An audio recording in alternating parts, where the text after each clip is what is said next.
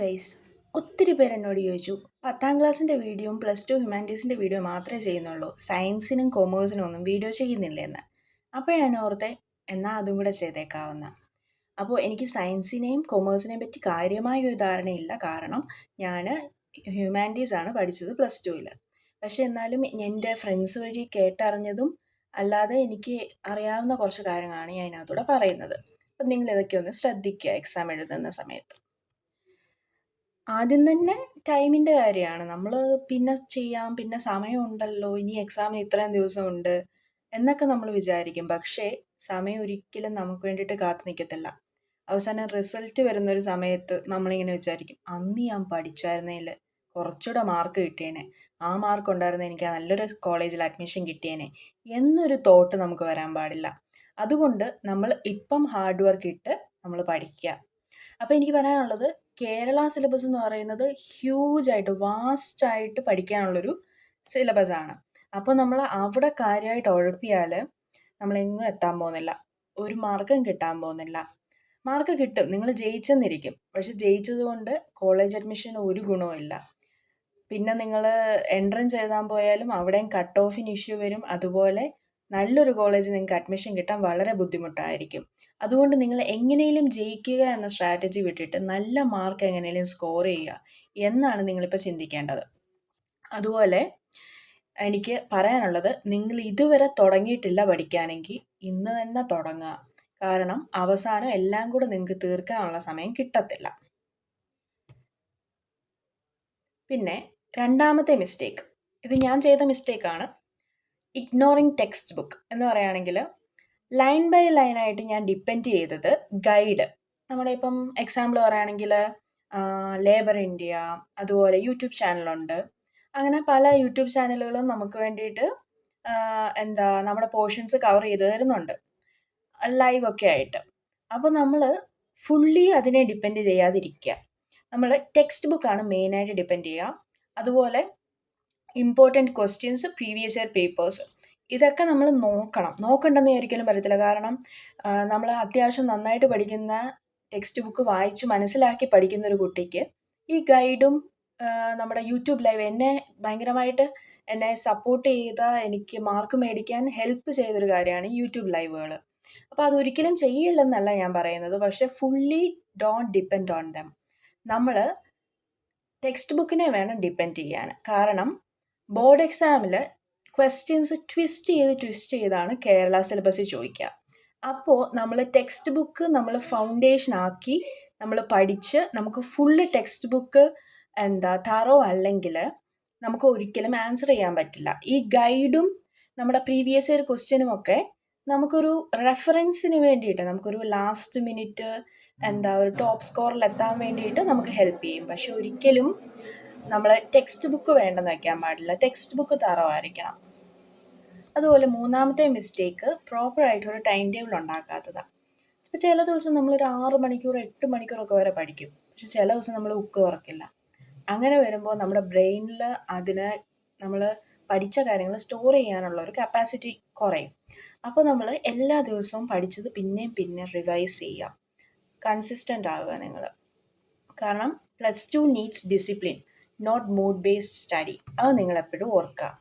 പിന്നെ എഴുതി പഠിക്കുക, പ്രാക്ടീസ് ചെയ്യുക. നിങ്ങൾ ചാപ്റ്റേഴ്സ് ഇങ്ങനെ റീഡ് ചെയ്ത് നമ്മുടെ മനസ്സിലോട്ട് കയറുമെന്നൊരു തോന്നലുണ്ടെങ്കിൽ അതൊരിക്കലും നല്ലതല്ല. നമ്മൾ എഴുതി പഠിക്കുക, മെയിൻ പോയിൻറ്റ്സ് എഴുതി പഠിക്കുക. ഇപ്പം നിങ്ങൾക്ക് 8 മാർക്കിൻ്റെ ക്വസ്റ്റ്യൻ ഉണ്ട്, 8 മാർക്കിൻ്റെ ക്വസ്റ്റ്യൻ ഉള്ളപ്പോൾ നിങ്ങൾ 8 മാർക്കിൻ്റെ മൊത്തം മെയിൻ പോയിൻറ്റ്സ് നമ്മൾ ചെറുതായിട്ട് ഷോർട്ടായിട്ട് മതി, ഒത്തിരി വലുതായിട്ട് വേണമെന്ന് ഞാൻ പറയുന്നില്ല, ഷോർട്ടായിട്ട് നമ്മളത് എഴുതി പഠിക്കുക. അവസാനം നമ്മൾ ഈ എക്സാം ഹോളിൽ കയറുന്നതിന് മുന്നേ അതൊന്ന് നോക്കിയാലും നമുക്ക് മനസ്സിലാവണം, ആ തരത്തിൽ എഴുതി പഠിക്കുക. അതുപോലെ റൈറ്റിംഗ് സ്പീഡ് കൂട്ടുക, പ്രസൻറ്റേഷൻ നീറ്റ് ആക്കുക, നിങ്ങളുടെ ഹാൻഡ് റൈറ്റിംഗ് ബെറ്റർ ആക്കുക. ഹാൻഡ് റൈറ്റിംഗ് വളരെ മോശമാണെങ്കിൽ ഇൻവിജിലേറ്റർ ഒരിക്കലും നിങ്ങൾക്ക് കൂടുതൽ മാർക്ക് തരത്തില്ല. അതുപോലെ കീവേഡ്സ്, സയൻസിലും കൊമേഴ്സിലും ഒക്കെയാണ് ഇഷ്ടംപോലെ കീവേഡ്സ് ഉണ്ട്, ഹ്യൂമാനിറ്റീസിലാണെങ്കിലും നിങ്ങൾക്ക് എസ്സേയിലൊക്കെ ഇഷ്ടംപോലെ കീവേഡ്സ് ഉണ്ട്. അപ്പോൾ മെയിനായിട്ടുള്ള പോയിൻറ്റ്സ്, കീവേഡ്സ്, പേരുകൾ, ഇയർ, ഇതൊക്കെ നിങ്ങൾ അണ്ടർലൈൻ ചെയ്യുക, സമയമുണ്ടെങ്കിൽ മാത്രം.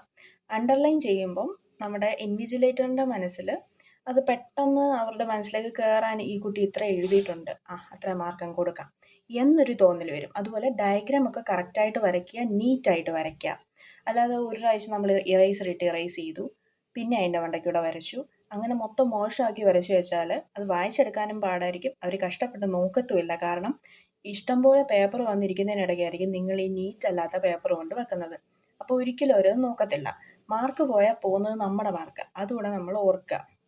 പിന്നെ ആൻസേഴ്സ് നമ്മൾ എഴുതി പഠിക്കുക. എഴുതി പഠിക്കുമ്പോൾ നമുക്ക് എക്സാമിന് അത് എഴുതി എടുക്കാൻ എളുപ്പമായിരിക്കും. പിന്നെ അതുപോലെ 5th മിസ്റ്റേക്ക് എന്ന് പറയുന്നത് ignoring mental health. Board exam എന്ന് പറയുമ്പോൾ നമുക്കറിയാം ഭയങ്കര പ്രഷറായിരിക്കും. ആൾക്കാരെല്ലാം ഇങ്ങനെ ചോദിക്കും, എന്തായി പഠിത്തമൊക്കെ, ഫുൾ എ പ്ലസ് കാണുമോ എന്നൊക്കെ ഇങ്ങനെ ചോദിക്കുമ്പോഴത്തേനും നമ്മുടെ മൈൻഡിൽ ഭയങ്കര ഒരു ടെൻഷനായിരിക്കും. ഇനി ഫുൾ എ പ്ലസ് കിട്ടാതിരിക്കുമോ, ഫുൾ എ പ്ലസ് കിട്ടുമോ എന്നൊരു തോന്നലാവും. അങ്ങനെ വരുമ്പോൾ നമുക്ക് പഠിക്കാനുള്ള ആ ഒരു സമാധാനം അങ്ങ് പോയി കിട്ടും. അപ്പോൾ നിങ്ങൾ ഒരിക്കലും അതിനെ ഒന്നും കാര്യമാക്കാതെ നിങ്ങൾ സമാധാനമായിട്ട് പഠിക്കുക. കാരണം നിങ്ങൾക്കാണ് മാർക്ക് വേണ്ടത്, നിങ്ങൾക്കാണ് കോളേജിൽ അഡ്മിഷൻ വേണ്ടത്, നിങ്ങൾക്കാണ് നല്ലൊരു കരിയർ ബിൽഡ് ചെയ്യേണ്ടത്. അത് നിങ്ങൾ ഓർക്കുക.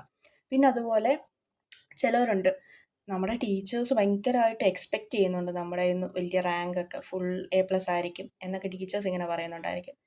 ടീച്ചേഴ്സിന് നിങ്ങളുടെ ഒരു പ്രതീക്ഷ കാണും, പക്ഷെ നിങ്ങൾ അതുപോലെ ഹാർഡ് വർക്ക് ഇട്ട് പഠിക്കണം, എന്നാലേ നിങ്ങൾക്ക് അതുപോലെ മാർക്ക് കിട്ടത്തുള്ളൂ. പിന്നെ അതുപോലെ റെസ്റ്റ് എടുക്കുക, കാര്യമായിട്ട് റെസ്റ്റ് എടുക്കുക. റെസ്റ്റ് എടുക്കുക, പഠിക്കുക, ഇത് രണ്ടും ആയിരിക്കണം, ഈക്വൽ ആയിരിക്കണം. ഒരിക്കലും ഫുൾ റെസ്റ്റും ആവരുത്, ഫുൾ പഠിത്തവും ആവരുത്. പിന്നെ അതുപോലെ ഓവർ തിങ്കിങ് ഒഴിവാക്കുക. എക്സാം സമയത്ത് നിങ്ങൾക്ക് ഓവർ തിങ്ക് ചെയ്യാൻ ഇഷ്ടം പോലെ കാര്യങ്ങൾ കാണും. എന്ന് വെച്ചാൽ പേരൻസിൻ്റെ പ്രഷർ കാണും, സ്കൂളിൽ നിന്നോ ഇൻസ്റ്റിറ്റ്യൂഷനിൽ നിന്ന് പ്രഷർ കാണും, അതുപോലെ സൊസൈറ്റിയിൽ നിന്ന് പ്രഷർ കാണും. അങ്ങനെ പല പല പ്രശ്നങ്ങൾ നിങ്ങൾക്ക് കാണും. പക്ഷെ നിങ്ങൾ അതൊന്നും ഓവർ തിങ്ക് ചെയ്യാതിരിക്കുക ഈ സമയത്ത്. പിന്നെ sleep and piece is A matter, അത് നിങ്ങൾ ശ്രദ്ധിക്കുക. പിന്നെ നമ്മൾ ഇതെല്ലാം കഴിഞ്ഞ് നമ്മളിതൊന്നും ചെയ്തില്ല, അവസാനം നമുക്ക് റിസൾട്ട് വരുമ്പോൾ നിങ്ങൾ എല്ലാത്തിനെയും ജയിച്ചിട്ടുണ്ട്, എയും ബിയും ഒക്കെ ഉണ്ട്, എല്ലാത്തിനും അത്യാവശ്യം നല്ല മാർക്കുണ്ട്, ഫുൾ എ പ്ലസ് ഒന്നും ഇല്ല എന്നാലും അത്യാവശ്യം നല്ല മാർക്കുണ്ട്. പക്ഷേ അന്നേരം നിങ്ങൾ ആലോചിക്കും, എന്നാലും ഞാൻ ശരിക്കൊന്ന് പഠിച്ചായിരുന്നെങ്കിൽ എനിക്ക് കുറച്ചുകൂടെ മാർക്ക് മേടിക്കാനുള്ള കഴിവ് എനിക്ക് ഉണ്ടായിരുന്നു, പക്ഷെ ഞാൻ അന്നേരം ഉഴപ്പി നടന്നു, അതുകൊണ്ടാണ് എനിക്ക് കിട്ടാഞ്ഞത് എന്ന് നിങ്ങൾ ആലോചിക്കുന്നൊരു ദിവസം വരും. അത് വരാതിരിക്കാൻ വേണ്ടിയിട്ടാണ് ഞാൻ പറയുന്നത്. ഞാൻ ഈ പറയുന്ന കാര്യങ്ങളൊക്കെ ഒന്ന് നന്നായിട്ട് ശ്രദ്ധിച്ചാൽ നിങ്ങൾക്ക് ഒരിക്കലും ആ ഒരു അവസ്ഥ വരത്തില്ല. അപ്പോൾ നമ്മൾ അന്നേരം ഇരുന്ന് ആലോചിച്ചിട്ട് കാര്യമില്ല, നമ്മൾ ഇപ്പോഴേ പ്രവർത്തിച്ചിട്ടേ കാര്യമുള്ളൂ. പിന്നെ അതുപോലെ സ്റ്റാർട്ട് ചെയ്യുക, ഇന്ന് തന്നെ നിങ്ങൾ സ്റ്റാർട്ട് ചെയ്യുക, അല്ലാതെ പിന്നത്തേക്ക് വെക്കാതിരിക്കുക. എഴുതി പഠിക്കുക, അതുപോലെ പ്രീവിയസ് ഇയർ ക്വസ്റ്റ്യൻസ് റെഫർ ചെയ്യുക, അതിനനുസരിച്ച് പഠിക്കുക. അല്ലാതെ നിങ്ങൾ ഒട്ടും ഇമ്പോർട്ടൻസ് ഇല്ലാത്ത ഓരോ ചാപ്റ്റർ എടുത്ത് വെച്ചിട്ട് മൊത്തം കാണാതെ പഠിച്ചിട്ട് ഒരു കാര്യമില്ല. നിങ്ങൾ പ്രീവിയസ് ഇയർ ക്വസ്റ്റ്യൻസിൽ 8 മാർക്കിന് ചോദിച്ചതും 4 മാർക്കിന് ചോദിച്ചതുമായ ക്വസ്റ്റ്യൻസ് തറവായിട്ട് പഠിക്കുക. 2 മാർക്കിന് ചോദിച്ച ക്വസ്റ്റ്യൻസ് അത്രയും മാത്രം പഠിക്കുക. അല്ലാതെ 2 മാർക്കിന് ചോദിച്ച ക്വസ്റ്റ്യന് നിങ്ങൾ 8 മാർക്കിന് പഠിച്ചിട്ട് ഒരു കാര്യമില്ല. അതുകൊണ്ട് നിങ്ങൾ മാർക്കിൻ്റെ ആ മാർക്കിംഗ് സ്കീം മനസ്സിലാക്കി പഠിക്കുക.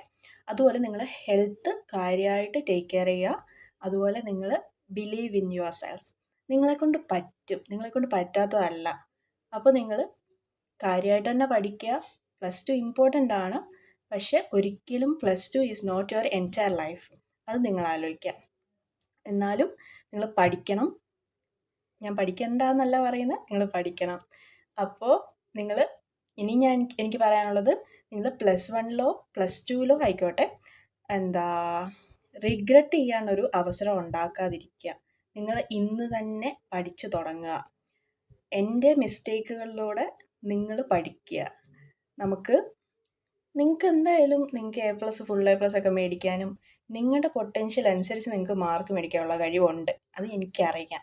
അപ്പം നിങ്ങൾ നന്നായിട്ട് പഠിക്കുക. ഇനിയും നിങ്ങൾക്ക് വേണ്ട വീഡിയോസുമായിട്ട് വരുന്നതായിരിക്കും. Thank you.